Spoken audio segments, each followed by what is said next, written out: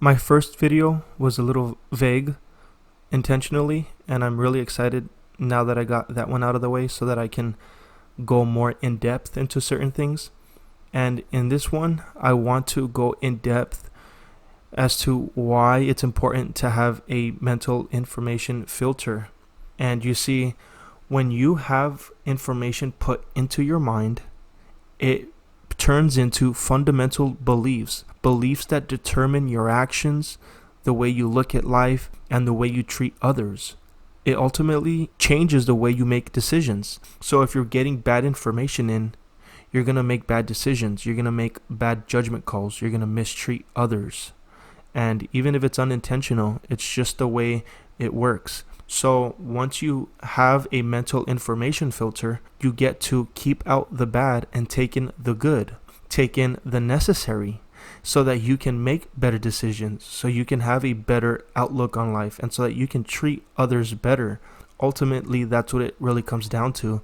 So in this video, I want to use historical facts and current events to show you what I'm talking about.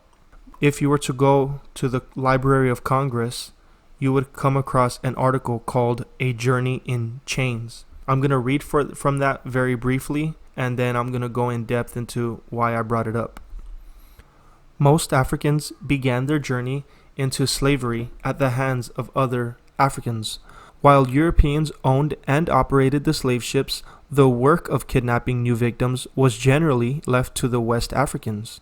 Bands of slavers would roam the African countryside, preying on villagers who let their guard down. It sometimes took several months to transport captives to the coast, and they often were sold and resold to new owners along the way, sometimes several.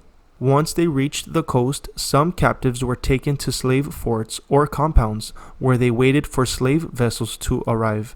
Many of these fortresses still stand on the coasts of Africa, at places like Elmina and Gorée Island, as ruined monuments to the cruel economy of years past. Once a ship was ready, the Africans were handed over to their new captors, Europeans and Americans, who would take them on their journey to the Americas. For the captive Africans aboard the slave ship, the voyage to the New World was a passage of nearly unimaginable horrors.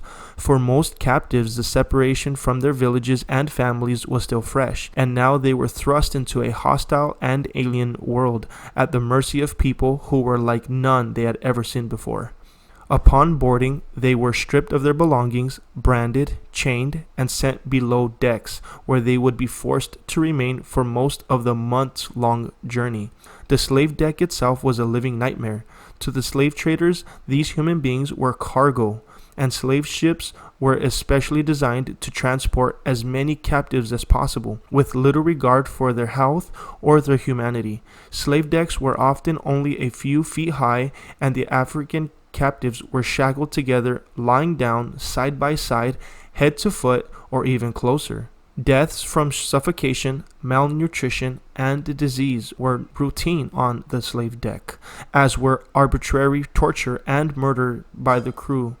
The closeness, the filth, and the fear delivered many into madness, and suicide attempts were common. Other ships could smell slavers from far away, and Portuguese sailors called them tumbeiros, or floating tombs. Those who were not killed by conditions on board were often permanently disabled by beatings or disease. Many slave captains threw sick or injured Africans overboard so that their loss would be covered by insurance. I'll stop right there, but if you were to finish reading the article, it talks about how sometimes they were victorious in escaping and overcoming the crew. Look up Amistad. That's one of the most famous stories that you can hear about a situation like that. But that, for the most part, did not happen. And it was sad what the slaves went through. I recommend a movie called The Free State of Jones. I highly recommend it. There's even a good song at the end when the credits are rolling called I'm Crying. And it gives you a good perspective as to what these people went through.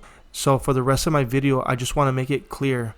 I am not comparing us to slaves. I am not going to use slavery itself as a means to explain my point.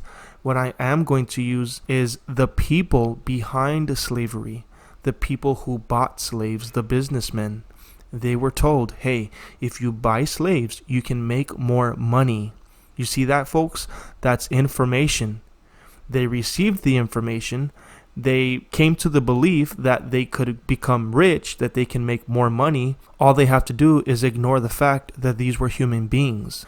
And so today that happens. People are told, hey, we can make more money if we were to take advantage of these people who don't ask questions, who don't care about their privacy, who don't care about being in debt, and we can enrich ourselves. You don't believe me? Okay, look at credit card companies. Look at the way they encourage young people especially to go in debt. Let's put yourself in this position. You're 18 years old, you finish high school. The banks encourage you, and many people, to be honest, around you, will encourage you to get a credit card. That's kind of like the new normal. So not only are you with a credit card and you're swiping and swiping and swiping so that you're getting in debt because that's what you're supposed to do, and I say that with air quotes, supposed to get in debt for the promise of getting whatever you need and just paying it off later. But you're also putting on school debt. We'll get into that another day. But stay with me. So we have a credit card. You're 18, you're given $300. Manage that properly, and then we'll give you $1,000. And then what happens? They promise you, oh, well, if you pay this off, you'll increase your chances at getting a good car. Okay, so then you get a car, good deal, $20,000, not bad, sign on this dotted line. You sign the dotted line because you have been building up your credit by paying debt and interest, by the way. That's a whole different thing, but you're paying even more than you're supposed to because of interest. So you get a car. Okay, good. You get a car, $20,000, but check it out. By the time you're done paying it off, you're going to pay like $30,000. You don't believe me? Do the math. And then by the time you're done paying it off, your car, if you're lucky, is only worth about a couple $1,000s, maybe $5,000, possibly $6,000 at the most, but your car's worth a fraction of what it was when you first got it. Okay, and then they tell you, yeah, but if you keep doing that, you eventually get to have a house one day. Okay, good. You get a house, again, sign the dotted line. Then what happens? You're stuck with a massive mortgage payment for the next 30 years, especially if you refinance. So what I'm saying, you see what I'm saying here, folks? Let's take a step back. You're 18 years old with a simple credit card, and by the time you're done paying off a house, 30 years after you sign on the dotted line, you're already in your 50s? For your entire life, for most of your life, you're in debt. And you're going to tell me that is the only way to do it nowadays? That's the best way to do it nowadays? Look, if you're able to do that and it works for you and nothing's happening so far and you're able to manage it, more props to you. But for the most part, there are people out there who are convinced that this is the only way to do it, so they follow through with it, and they end up in a worse position. They end up in a worse situation because they fell for it. They couldn't manage it. They weren't shown how to do it, and now they're stuck with debt up the wazoo, and now they're going from job to job because they can't find work, and they're stuck with all these payments, and they become depressed. Why? Let's trace back what I was talking about at the very beginning. You take in information and you translate that into fundamental beliefs, which leads to actions. And if you get bad information, it's going to lead to bad actions. So this whole truth right here that I'm trying to show you all is double-sided. It has two sides to this. One, learn how to filter out information so you can make better decisions for the fact that you can avoid becoming a victim. And two, so that you can not subjugate others to your decisions. You don't want to make others a victim to your bad actions and your mistakes. If you watch the first video, one of the slides that I had on there was a drunk driver who crashed into a bus filled with even children, killed a bunch of people because he decided to ignore the fundamental truths in life that you shouldn't hurt others. And what happens? Other people have to suffer because of others' mistakes. So anyway, I'm concluding the video by saying this. Look at what I'm talking about with the big banks and the credit card companies today, and look at what the slavers said a long time ago. You can take advantage of others for the benefit of yourself. That is a bad truth. And if you continue to just believe whatever you hear out there, you're going to remain as a victim to those people who want to make money off of you. Remember the word called interest, okay? That is proof right there. Other people are making money off of your poverty. So if you want to stay stuck in that loop, good luck. but I'm here to help you understand that there is a way out of it. And it's actually not as hard as it seems. But the first step you got to make is learn how to think for yourself. Apply a mental information filter. Does it all make sense now?